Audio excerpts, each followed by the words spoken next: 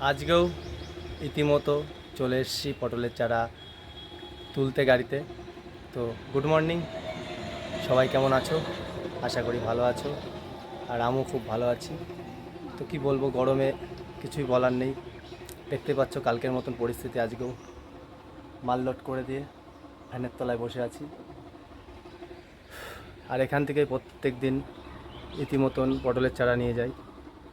পিছনে দেখতে পাচ্ছ বোর্ড, আর বোর্ডে নাম্বার। যার পটলের চারা লাগবে সেই নাম্বারে যোগাযোগ করবেন। নাম্বার দেখতে পাচ্ছ,